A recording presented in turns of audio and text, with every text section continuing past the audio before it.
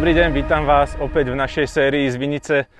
Dneska v krásnych Hustopečích, kde vidíme nádherne narašené vinohrady, jak tá listová stena ide krásne nahor.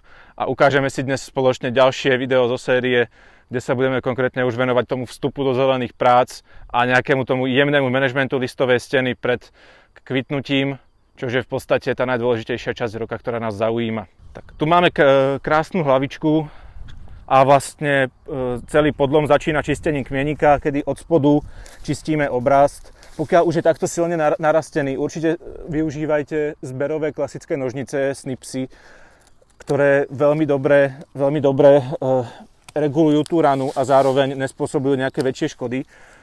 Pokiaľ je to maličké do nejakých tých 15 cm, stačí nám na to voľná ruka.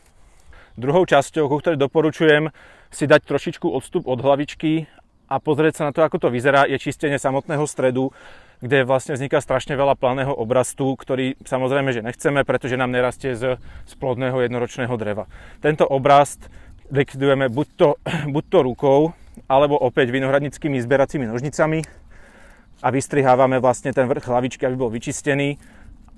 A v tretej časti si už potom iba nastavíme drevo a povieme si, čo je vhodné využiť na rez. Sice sú tu obidve trošičku požerané, ale ako čapík by nám to teoreticky malo stačiť, takže využijeme túto a túto časť a zvyšok potom, ktorý rastie na jednoročnom dreve, si opatrne zastrčíme do drátenky, rozložíme si listovú stenu tak, a máme nastavenú hlavičku do celého horizontu vegetačného obdobia.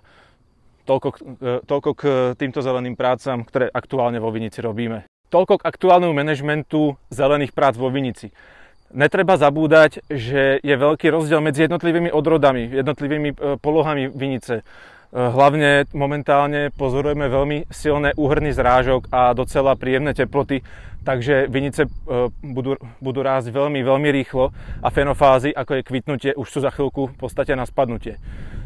Určite je veľký rozdiel medzi jednotlivými odrodami, ako rastie veľtlín, ako rastie hibernál, ako rastú bujné či menej bujné odrody. Takže treba to všetko brať do úvahy. Tak, toľko k tomu. A na záver by som sa s vami chcel rozlúčiť, poďakovať vám za pozornosť a pozvať vás k ďalším videám z vinice, ktoré budeme spoločne produkovať. Majte sa pekne.